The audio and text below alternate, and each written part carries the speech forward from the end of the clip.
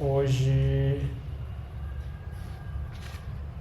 é o capítulo sobre Isidasi, página 310 do livro Great Disciples of the Buddha.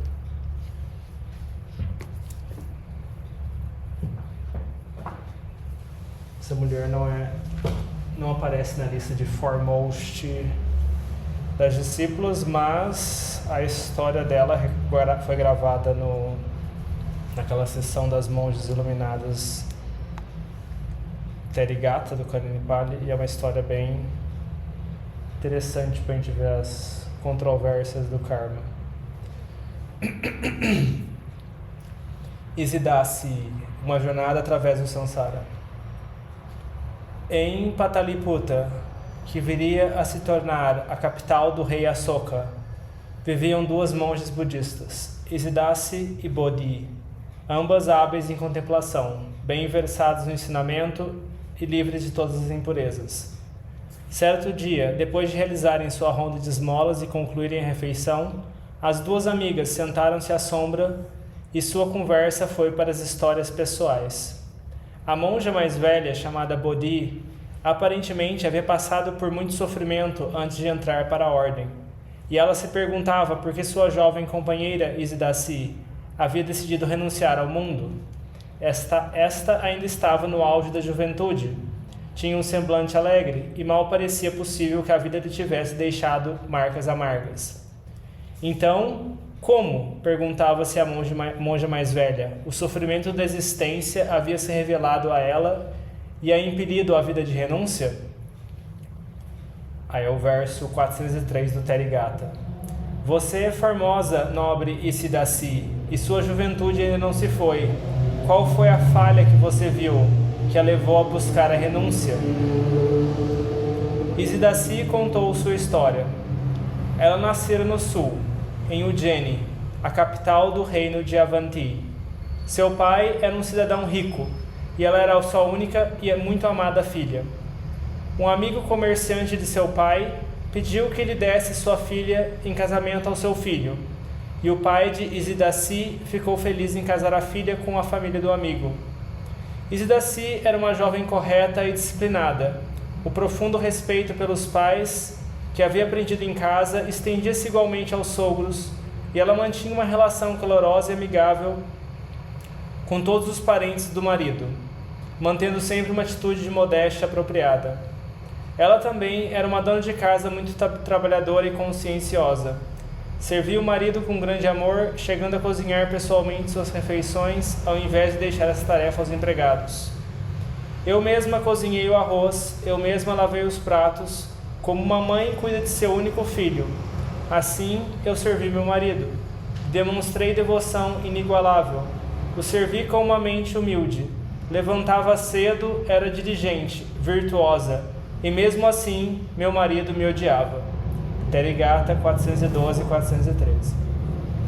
Isidasi era de fato uma daquelas esposas ideais no modelo indiano, que servem seus maridos de forma altruísta, e seu marido tinha todos os motivos para se alegrar por ter encontrado tal companheira de vida, pois mesmo entre as mulheres indianas, geralmente conhecidas por seu temperamento gentil, ela se destacava e era realmente um tesouro.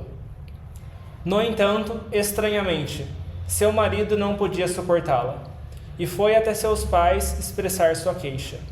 Seus pais, no entanto, elogiaram suas virtudes e perguntaram ao jovem, com grande perplexidade, por que ele não gostava dela. Ele explicou que ela, de fato, não havia feito nada para magoá-lo, nem jamais demonstrara agressividade, mas ele simplesmente não gostava dela, estava cansado dela, havia se fartado e estava pronto para deixar a casa para não ter que vê-la mais. Therigata 414 e 416. Os pais ficaram muito abalados e não conseguiram entender o filho. Então chamaram Isidasi. Contaram-lhe tristemente como estavam as coisas e pediram que dissesse o que havia feito, assegurando-lhe que poderia falar com toda a confiança. Devem ter imaginado que o filho, por algum motivo, havia sido reticente. Esperavam que a amada nora lhes dissesse o que estava errado para que pudessem tomar providências e reconciliar o marido com ela. Tudo foi conduzido por todos os lados de maneira calma e digna. Nem os pais nem o filho foram violentos ou agressivos, e o filho estava até disposto a deixar a casa e seguir seu caminho, ao invés de fazer qualquer mal a Isidaci. Os pais também estavam dispostos a perdoar qualquer erro da nora, mas ela respondeu com toda sinceridade: não fiz nada de errado, não lhe causei dano algum, não falei rudemente com ele. O que eu fiz para que meu marido me odiasse? Therigatha 418. Na verdade, absolutamente nada havia acontecido.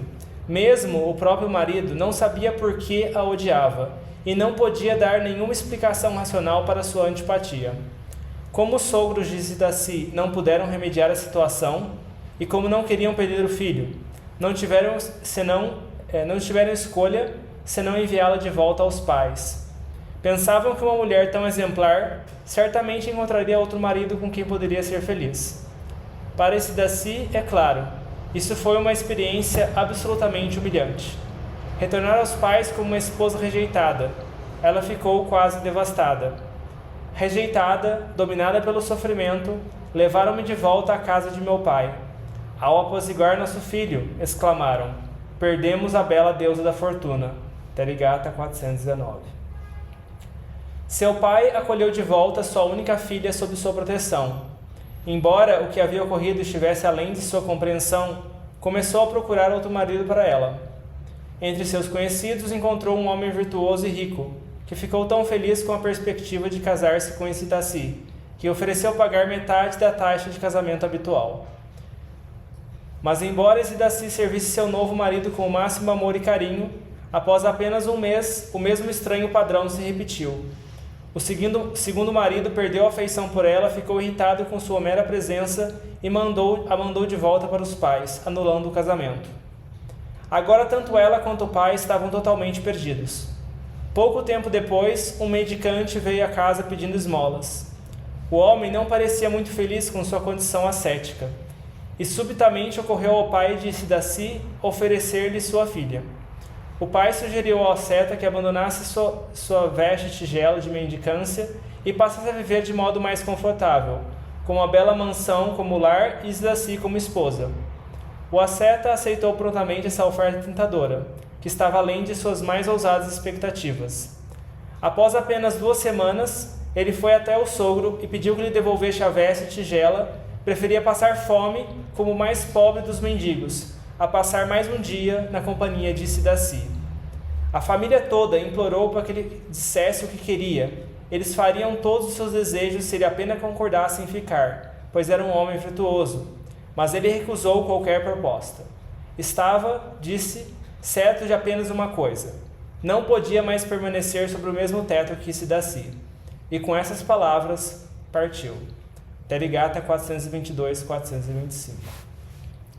Isidaci ficou absolutamente arrasada e cogitou cometer suicídio, ao invés de continuar suportando tanto sofrimento.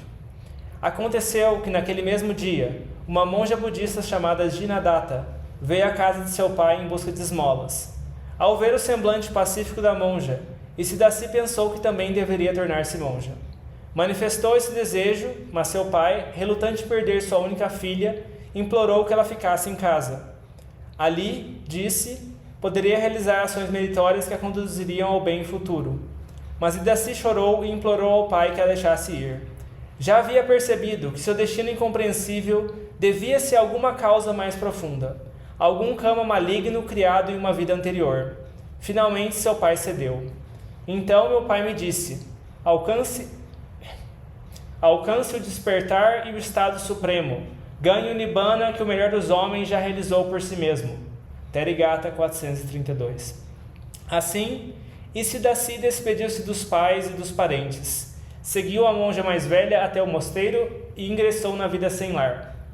Após sua ordenação, passou 7 dias em intenso esforço e, ao final da semana, havia realizado os 3 conhecimentos superiores: a recordação de vidas passadas, o conhecimento do surgimento e desaparecimento dos seres e o conhecimento da destruição das impurezas.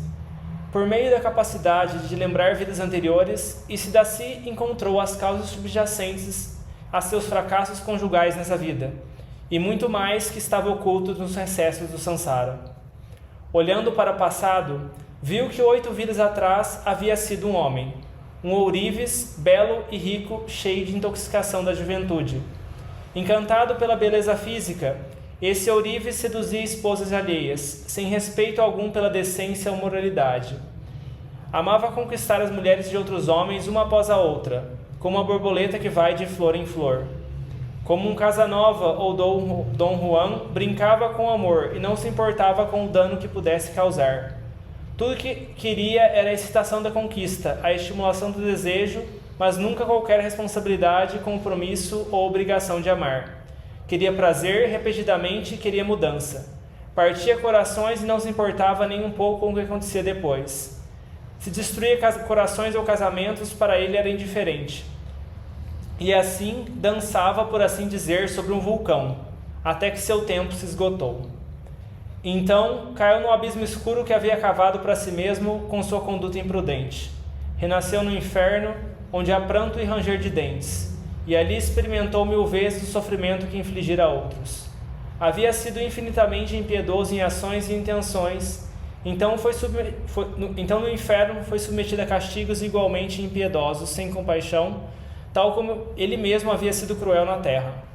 Disse que o castigo especial para os adúlteros no inferno é uma travessia incessante por uma floresta onde cada folha é uma lâmina. Vem uma mulher bela à distância, correm atrás dela e são cortados de todos os lados pelas lâminas afiadas. E a mulher, como a fortuna sobre sua esfera, corre adiante e acena, mas nunca pode ser alcançada. No entanto, essa pessoa, impelida pelo desejo obsessivo, não consegue se conter. Repetidas vezes se lança na floresta e é dilacerado pelas folhas cortantes. Eu sofri tormento por muito tempo, diz Isidaci, Terigata 436. Ela se lembrava claramente de sua existência humana como ourives e sabia perfeitamente por que teve de passar por tamanha expiação amarga. Completado o castigo infernal, ela seguiu adiante no Sansara. Na vida seguinte, havia esquecido tudo e renasceu no ventre de um macaco. Como já havia passado pelas piores consequências de seus atos, começava lentamente a ascender desde as profundezas. Tendo feito penitência pelo ódio que sentira ao rejeitar grosseiramente as mulheres que seduzira e desprezar os maridos enganados, ele ainda mantinha impulso de um desejo puramente animal, e por influência dessas tendências assumiu a forma de um animal. Isso é uma manifestação literal da frase de Dionísio, o Areopagita: a natureza do desejo é tal que transforma o homem naquilo que ele deseja. Aquele homem que havia satisfeito sua luxúria sem escrúpulos ou inibições, agora se tornara um ser não mais sujeito à razão, um animal. E precisamente o animal mais próximo do homem, um macaco. No entanto, apenas 7 dias após seu nascimento, o líder da tribo dos macacos arrancou-lhe os órgãos sexuais para prevenir uma rivalidade futura. Um grande macaco, líder do grupo, me crastou quando tinha 7 dias de vida.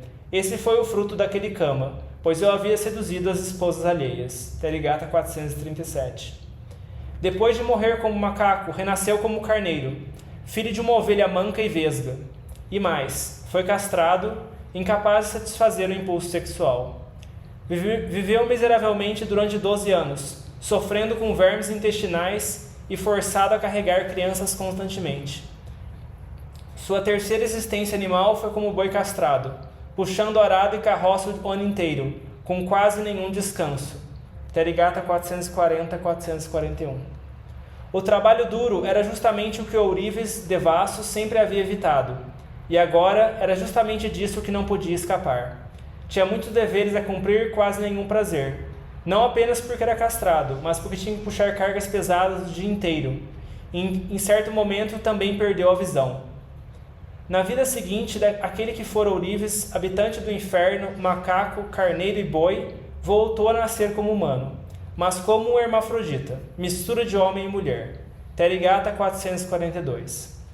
Porque em sua vida anterior havia sido tão obcecado por órgãos sexuais, os seus e os das mulheres, agora se via dotado de ambos ao mesmo tempo, o que, naturalmente, excluía qualquer satisfação, tornando-o um excluído da sociedade, especialmente porque era filho de uma escrava e nascera na sarjeta. Levou uma existência infeliz durante 30 anos e então morreu.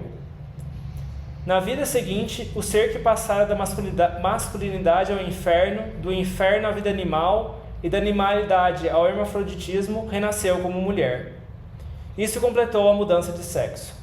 Ele agora se tornara aquilo que antes era o objeto de seu desejo, uma mulher. De fato, o desejo transforma o homem naquilo que ele deseja. A menina recém-nascida era filha de um homem da casta mais baixa, um carroceiro sem recursos que fracassava em tudo que tentava e acabava devendo dinheiro a todo mundo. Como seus credores o perseguiam constantemente e ele não tinha o que dar, ofereceu sua filha a um deles, um comerciante rico, como escrava. O comerciante o liberou das dívidas, deu-lhe algum dinheiro como bônus e levou a menina. Ela chorou e se lamentou, mas tudo foi em vão. Foi levada de casa à força para a escravidão. Quando tinha 16 anos e ainda era uma virgem atraente, o filho do patrão se apaixonou por ela e a tomou como segunda esposa. Ele já era casado com uma esposa honrada e virtuosa, que o amava acima de tudo. Naturalmente, a primeira esposa ficou muito angustiada ao ver o marido tomar outra mulher e se sentiu rejeitada. A mais jovem, no entanto, fez tudo o que pôde para defender sua nova posição e conseguiu semear a discórdia entre o marido e a esposa. Tendo conhecido a miséria da extrema pobreza e os fardos da vida de escrava, estava determinada a preservar sua posição como esposa de um homem rico, e assim fez tudo ao seu alcance para deslocar sua rival. Isso trouxe muitas brigas e discussões, até que finalmente conseguiu romper o vínculo entre o marido e sua primeira esposa. Therigatha 443 a 446. Após essa vida, na qual novamente abusou das oportunidades de felicidade oferecidas pelo nascimento humano, renasceu como Isidaci. O fruto de suas ações negativas anteriores havia agora se esgotado, e ela nasceu agora como um ser humano perfeito. Mas, porque em sua vida anterior expulsara outra mulher de casa e se alegrara em ocupar seu lugar, agora teve que sofrer o desprezo e a rejeição de 3 maridos sucessivos. Nenhum dos 3 homens que ela amava a quis. Todos a desprezaram e a rejeitaram como esposa, aparentemente sem motivo, mas na verdade como consequência de suas próprias ações passadas. No entanto, como não reagiu com raiva ou agressividade e se esforçou em todo momento por ser uma esposa exemplar, foi capaz de construir sobre essa base virtuosa. Após tornar-se monja, atingiu rapidamente os estados de absorção e penetrou o núcleo de seu destino misterioso. Uma vez que Isidaci compreendeu todas essas conexões, que percebeu as consequências nefastas do desejo descontrolado e viu como isso leva, vez após vez, a autoafirmações às custas dos outros, surgiu nela o desejo de afastar-se completamente de todo o ciclo de sofrimento. Compreendeu a dinâmica das inclinações de suas vidas passadas e na vida presente, e viu com o olho divino que o mesmo se aplicava aos demais seres. Assim, tendo experienciado o ensinamento na prática real, finalmente atingiu o terceiro conhecimento superior, o pleno e completo entendimento das 4 nobres verdades, que traz libertação do samsara para sempre. Assim, tornou-se uma santa, uma arahant. Depois de vagar como devasso, habitante do inferno, em 3 vidas como animal macho, renascer como hermafrodita, depois como criança escrava que subiu à riqueza, e por fim como esposa rejeitada. 8 vidas cheias de confusão, desejo e ódio. Ela havia tido bastante. Agora livre por fim, podia dizer: esse foi o fruto daquela ação passada, que embora eu os servisse como escrava, eles me rejeitaram e seguiram seus caminhos. Disso também dei fim. Therigatha 447.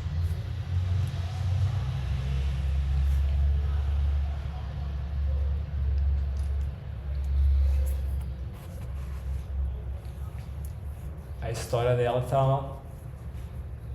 Esse Therigatha é um dos livros lá do Cânone Pali. Então, esses versos estão todos lá. Então, é uma das histórias mais detalhadas de altos e baixos do samsara.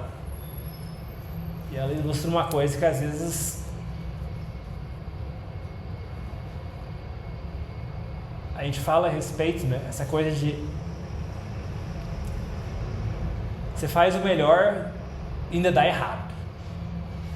E aí as pessoas às vezes começam a ter revolta, sentimento de raiva, não, tá alguma coisa errada, ou então com relação ao que está acontecendo. é injusto comigo, eu faço tudo do melhor e ainda recebo isso. Muitas pessoas caem nessa tendência. Mas essa história ilustra que às vezes essas coisas têm uma causa por estar acontecendo. Não é que é injusto com a gente, né? Pode ser injusto agora, pode parecer injusto agora, mas e no passado? Né? O que a gente fez no passado? Então acho que essa história acho que é uma boa história para ilustrar essa questão de quebrar esses padrões de revolta mental, injustiça mental, seja com a gente, seja com situações de vida, seja com outras pessoas ao nosso redor. A gente não tem essa capacidade que a Aes Sedasi conseguiu de olhar as vidas passadas. Mas se a gente tiver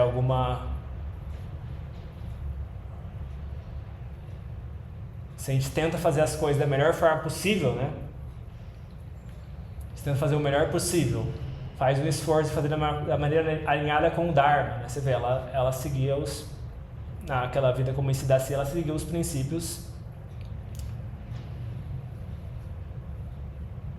de ter de ser uma esposa virtuosa, de ter aquelas qualidades que o Buda fala, e mesmo assim está dando tudo errado. Então, se a gente faz tudo de acordo com o Dharma e está dando errado, então a gente vai ter que aguentar, cante, vai ter que ter paciência, vai ter humildade de pensar, eu devo ter feito alguma coisa no passado para merecer isso. Isso vai ser capaz de apaziguar o coração, vai ser capaz de, em vez de gerar revolta, tá bom, ok. Se a gente não está fazendo de acordo com o Dharma, aí é o caso de revisar. Estamos fazendo de acordo com o Dharma? O que está errado aqui? Eu estou fazendo alguma coisa de errado com o Dharma nesse ponto aqui? Se a gente não está fazendo certo de acordo com o Dharma, então eu tenho que corrigir. Isso é uma tarefa para a gente fazer. Agora, se está fazendo tudo de acordo com o Dharma e ainda está dando errado, então paciência. Então paciência e tenha a humildade de aceitar o karma. A gente tem alguma abertura para isso, né? Não de ficar imaginando o que aconteceu, ficar se lamentando também. Okay? Cada um tem que lidar com o seu passado. Fazer o melhor daqui para frente.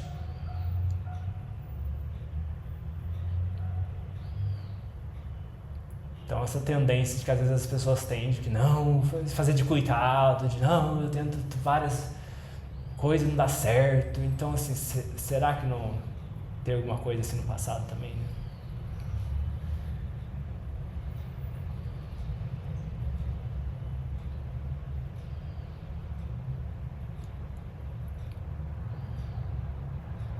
Então assim, fica o convite de olhar e refletir nessas coisas, né? Você vê. Em vez de ficar cultivando revolta com relação a isso é injusto, coitadinho de mim, por que eu mereço isso, por que isso aconteceu comigo, faço tudo tão bem, ainda não recebo nada em troca, não sou reconhecido e tal. Então assim, se a gente tem alguma abertura para o assunto karma, né, tem alguma tipo de confiança nessas histórias dos discípulos iluminados do Buda, né? Então isso pode ajudar a gente a lidar com esse tipo de coisa. Em vez de gerar revolta, em vez de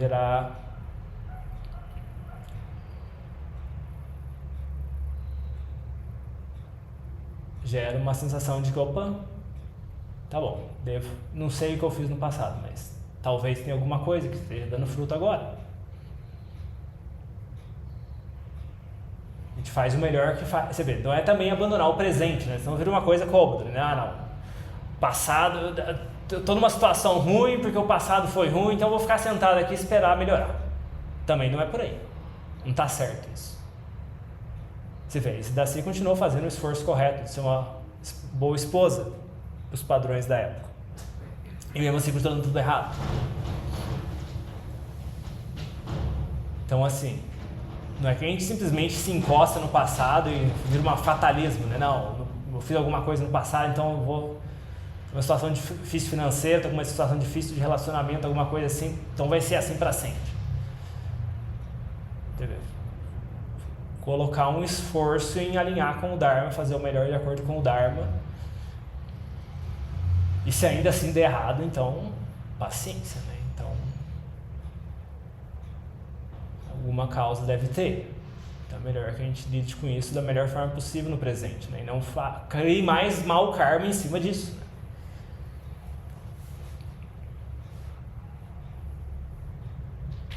Então,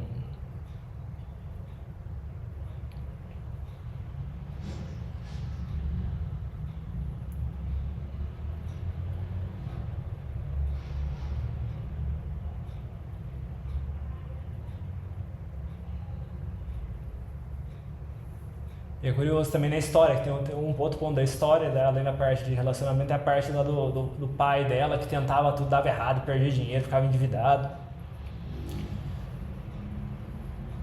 Você vê, em muitos... É uma coisa que a gente vê ainda no presente, né? Você vê. Agora com essa história de jogo do tigrinho, né? Essas bets aí, que tá meio que regulamentado de uma certa forma. Mas, tipo, você vê, a pessoa recebe benefício do governo e pega o dinheiro e taca nessas coisas, né? Tipo, deixa de comprar comida pra família achando que vai milagrosamente ganhar um dinheirão lá.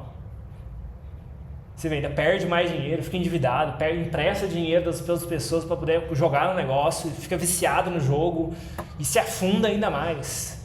Você vê, o governo tenta ajudar, dando benefício. Imagina, tem que deslocar dinheiro do orçamento que é tirado dos impostos de várias pessoas junto, faz aquela vacona, né? A vacona dos impostos que todo mundo paga para ajudar aquelas pessoas com benefício, e a pessoa pega o benefício e ainda faz demérito em cima, né? Estão querendo ajudar e a pessoa ainda piora a situação ainda.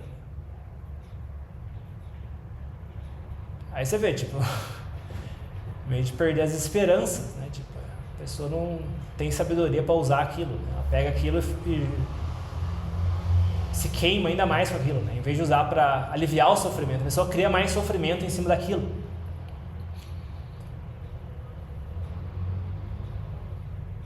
Então você vê, talvez tenha alguma coisa de, a pessoa vê, por mais que você tenta ajudar a pessoa, ainda a pessoa se afunda ainda mais, né? Tipo, será que tem alguma tendência mais profunda ali, né? Tipo, alguma coisa de vida passada que tá puxando a pessoa para baixo? Você não tem a mente equilibrada para usar isso de forma com equilíbrio, né? Então também ajuda a trazer um pouco de equanimidade, né, para a mente, né? De que você vê, às vezes você tenta ajudar as pessoas, você vê, não adianta. Mesmo pessoas que são queridas a gente tenta ajudar, faz tudo, compra coisa, dá a mão para a pessoa, vamos lá, vamos fazer, vamos melhorar, vamos sair desse buraco. E a pessoa vai lá, você solta a mão da pessoa, a pessoa já está lá de volta no buraco. Aí você vê, tipo, você está fazendo o seu melhor, você continua tentando fazer o seu melhor, mas a pessoa também tem uma tendência ali de afundar, né? Então, assim, você vê, também é limitado o que a gente pode fazer, né? Tipo, cada um tem que carregar o seu karma. E a gente faz o melhor daqui pra frente, né? Tá bom, a gente estamos passando por dificuldade, então a gente vamos tentar se alinhar com o Dharma da melhor forma possível daqui pra frente. Pode não estar dando certo agora, porque está sob o efeito de karmas negativos do passado. Mas se a gente continuar fazendo em linha com o Dharma, em algum momento isso vai melhorar. Ter confiança no Dharma.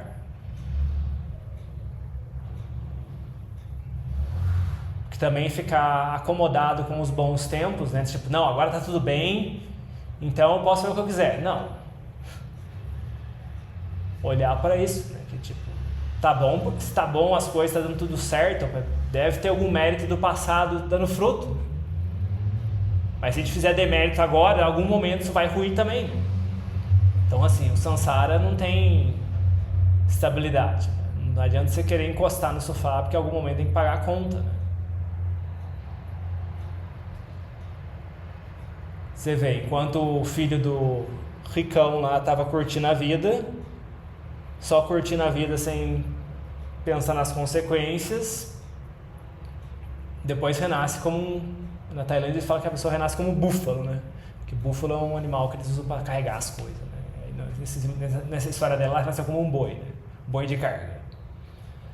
Então assim você vê, não trabalhou, ficou lá curtindo o dinheiro do pai, e aí em algum momento tem que pagar essa conta, né? Você vê, tava muito bom curtir o dinheiro do pai, curtir a vida rica e tal, mas e aí? Não trabalhou duro, em algum momento aquela conta volta no samsara, né? E aí a pessoa acaba gerando sofrimento no futuro. Então essa ideia de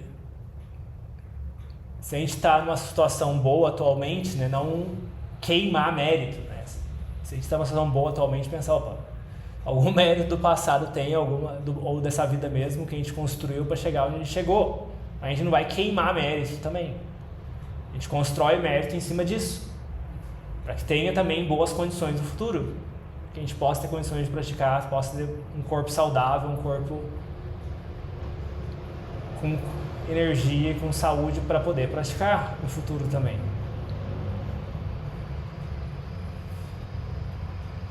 Então fica o convite de olhar e refletir nessas coisas, né? Olhar como que essas situações, né, que a gente acha não... Várias dessas histórias dos discípulos, né, trazem esse ponto, né, de injustiça, né? A história da Samavati também foi parecida, né? Ela morreu queimada junto com as outras mulheres do palácio lá.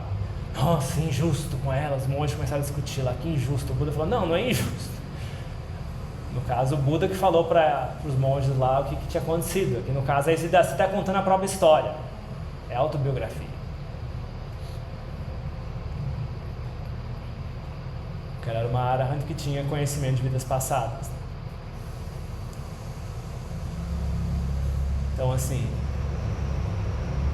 cuidado com essas coisas que as pessoas hoje em dia tentam colocar na nossa cabeça, que não, é injustiça, é muito injusto isso está acontecendo com tal pessoa, com tal lugar. Cuidado, que essa revolta contra instituições, contra pessoas, tipo, não parece que não cabe muito diante dessas situações kármicas assim. Está sendo feito o melhor possível, né? Então está dando errado ainda, deve ter humildade de olhar que deve ter alguma coisa do passado dando fruto, né? E aí, por mais que você tente ajudar, não tem muito o que fazer. Então fica o convite de refletir nessas coisas, né? E ter diligência e não perder a oportunidade de fazer o melhor uso possível do nosso tempo no presente, cultivar o máximo de mérito no presente, de forma que isso possa nos ajudar no futuro também. Alguém quer comentar, perguntar alguma coisa?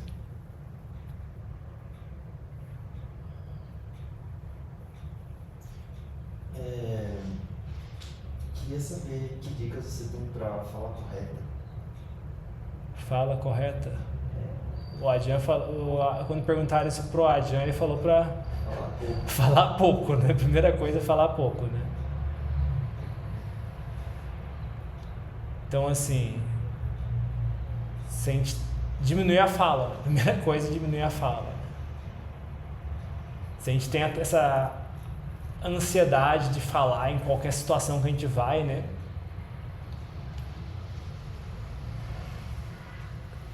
Cultivar essa prática de não falar, né? Tipo, não, vou não tentar não falar.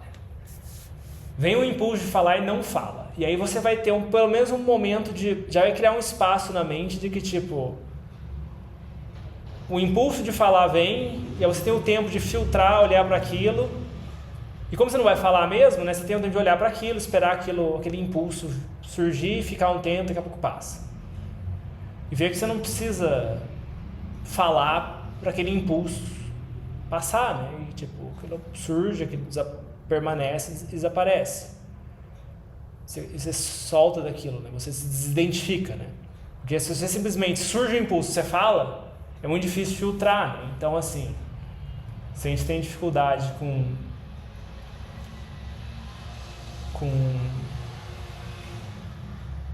com fala, né? Então, assim, a primeira coisa é não falar.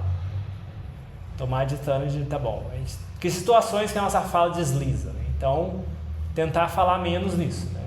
O pessoal começou a discutir política, eu começo a ficar nervoso, começo a querer argumentar, então não falo.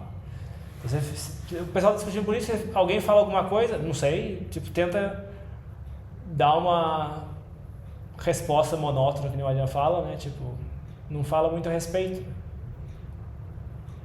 E vê o efeito que tem na mente, né?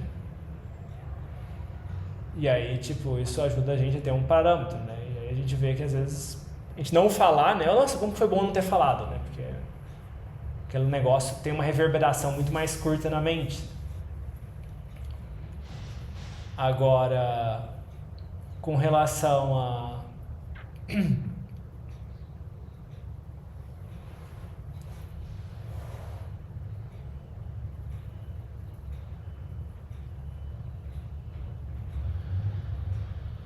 fala, quando a gente está querendo, como é que fala? Ajudar outras pessoas, né? Aí já entra um território que às vezes dá uma certa... Às vezes as pessoas ficam meio... Como é que fala? Tem uma tendência atual de que passar a mão na cabeça é ser bonzinho. Né? Ser bonzinho é passar a mão na cabeça, e se você metar é passar a mão na cabeça da pessoa. E às vezes nunca falar nada que desagrada a pessoa, que você não pode falar, dizer não. Dizer não é fala incorreta, né? Hoje em dia, para quem tem filho, dizer não é fala incorreta. Muita gente tem essa visão de que dizer não é fala incorreta, né? Se eu dizer não para uma pessoa, eu estou gerando sofrimento para ela, né? Então você fala incorreta. Então tomar só cuidado com isso, né? Não é dizer sim o tempo todo, não é ser capacho dos outros, não é tipo colocar limite, não colocar limite, não é simplesmente, como é que fala, às vezes é necessário ter dar uma segurada ou ser um pouco mais direto ou mais firme na fala, né? Mas aí a gente tem que e vai ajustando isso de acordo, né? Se a gente tem a tendência de simplesmente dizer sim o tempo todo, então a gente tem que praticar um pouco dizer não também. Vai doer um pouco, vai gerar um certo... No começo vai gerar uma certa agitação na mente para a gente se adaptar a esse novo padrão e assim, às vezes a gente vai dizer não de uma forma rude, uma machuca, uma forma ofensiva. E aí isso a gente já percebeu, isso aqui tem um ponto extremo, isso aqui já é um extremo de fala incorreta também, não tá certo também. Aí a gente tenta achar o ponto do meio certo em dizer não às pessoas, em negar a vontade das pessoas sem gerar desarmonia, sem gerar agitação na nossa mente, sem ofender os outros, né? A gente tenta achar o ponto de equilíbrio ali. Então, tem isso também. E a questão de... O que mais?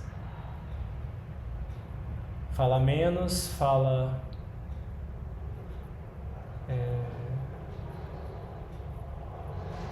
evitar a intenção de ofender o outro, né? Então, se a gente está partindo da intenção de ofender o outro, né? Então já está errado aí. Então, você vê, se você não pratica não falar, vem o impulso de falar ofendendo o outro, a gente é simplesmente ofender o outro, né? E falar aqui também inclui comentar, né? Hoje em dia tem rede social, tem comentário em tudo, né? Então, assim, se a gente vê algum vídeo, a gente fica chocado com aquilo, a gente comenta. Isso também conta como fala. Né? Por mais que não saia da boca, né? Tipo, é o mesmo circuito, né, que dispara. Né? É um circuito muito semelhante que dispara. Então, comentar menos. Não precisa dar opinião em tudo. Né? Isso a gente já vai pacificar a mente, né? Não vamos ficar preocupados com o nosso comentário ganhar dos outros comentários naquele vídeo, naquele post, seja lá o que for.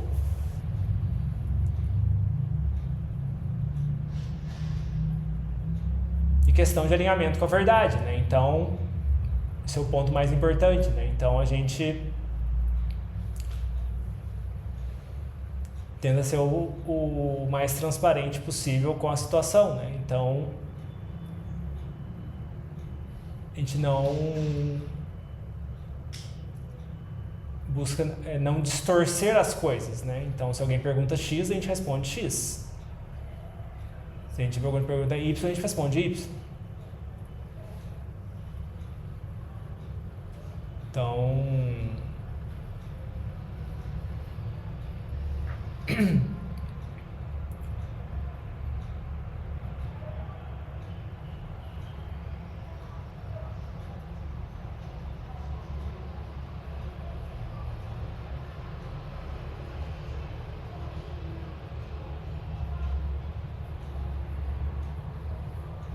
Então, o que mais que a gente tem para falar sobre fala? E assim, o silêncio eu acho que é uma das melhores formas de praticar isso, né? Então, assim, não quando tem retiro de silêncio, né? É interessante olhar para isso, porque as pessoas não podem ficar falando, né? E aí, quando vem o impulso de falar, né? Você contém aquilo, né? Então... aquilo ajuda a gente a ter a oportunidade de olhar para a mente, né? Olhar o que está acontecendo na mente antes de simplesmente sair, senão vira um discurso circuito automático, né? Vem o impulso, a gente já fala, a gente não consegue ver nenhum espaço no meio, né?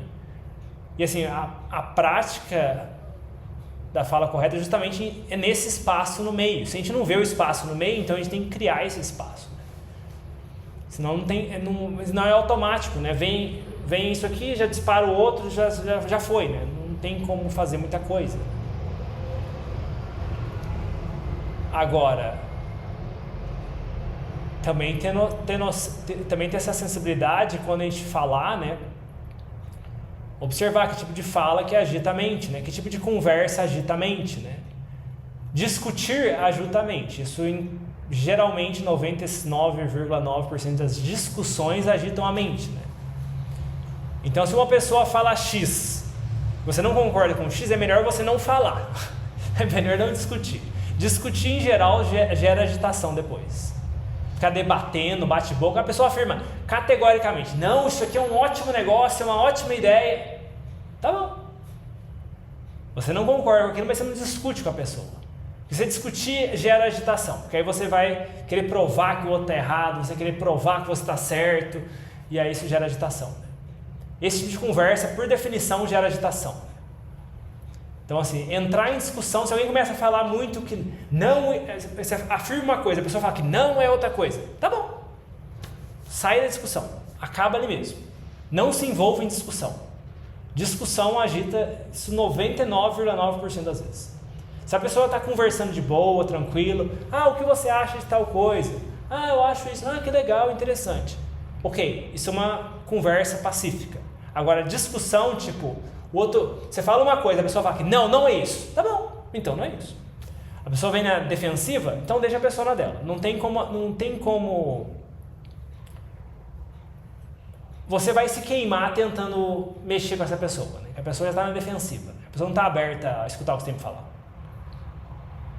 Então, assim, acho que a discussão, isso é uma coisa que a gente percebe mesmo em mosteiro, né? Que às vezes tem umas ideias diferentes de como que as coisas devem ser praticadas e tal, você começa a discutir com outro monge e tal. Isso gera agitação depois, né? Tipo, você vê que fica rodando na cabeça depois, né? Então, assim, você conversa com uma pessoa, você aponta assim, eu acho que tem que fazer isso para melhorar, eu acho que está empacado nisso, está falando por compaixão da pessoa. A pessoa fala, não é isso, não tem nada a ver, tudo bem, tá bom então. Você tenta uma, tenta duas, tenta três, então assim, a pessoa não tem muito o que fazer. Então, assim, discussão acho que é um ponto a tomar bastante cuidado, seja online, seja em comentários, seja pessoalmente. Discussão evite ao máximo, porque geralmente esse tipo de fala vai gerar agitação na mente, né? Então, isso é o sintoma de fala, se gera agitação na mente depois e fica rodando na cabeça, é sintoma de que a fala foi incorreta. O que mais?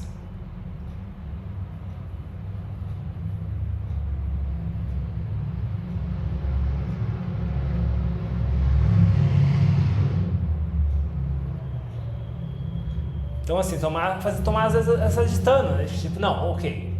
Que situações que tendem a ocorrer mais deslize? Situação tal. Então, eu faço a agitando de hoje, eu não vou falar sobre tal coisa, eu não vou falar com tal pessoa, então... eu vou tomar agitando que se vier a vontade de falar alguma coisa para tal pessoa sobre tal assunto, eu não vou falar. E aí observa na mente o que acontece, ok? Quando eu não falo, o que acontece? surge aquele impulso de falar, mas tipo, olhar, impulso de falar, ok, impulso de falar, rotula isso, né? Impulso de falar. Sente, onde que a gente sente isso? Que jeito que é isso, esse impulso de falar? É sofrimento ou é felicidade, né? É tenso ou é relaxado? E aí, o que tem de meu nisso aqui, né? Isso estava aqui para sempre, sempre esteve aqui ou surgiu agora? É que 5 minutos isso passa, né? Então, olha para isso, até passar, uma hora passa. Se você não ficar se identificando com isso, né? Não, eu preciso falar, eu preciso dar minha opinião. Pronto, aí já... Essa é a armadilha que dispara o circuito, né? Eu preciso falar, eu fui ofendido, ela está falando uma coisa que não está certa, e por aí vai. Aí, identificação com esse impulso é que gera a continuidade desse ciclo. Então, a gente tem que se desidentificar do impulso. E para desidentificar, a gente tem que criar esse espaço. E para criar o espaço, primeiro a gente não tem que falar. É meio difícil de fazer do jeito. Se toda vez que o impulso vem, você fala, como é que você vai criar um espaço para olhar o impulso e desapegar do impulso? Né? Você já está identificado com o impulso, né? Então como é que você vai soltar desse impulso? Então isso vale para... Você pode estender para todos os aspectos da prática do Dharma. Então não é só fala. Não sei se isso responde a sua pergunta. Responde sim. Obrigado, Raniel.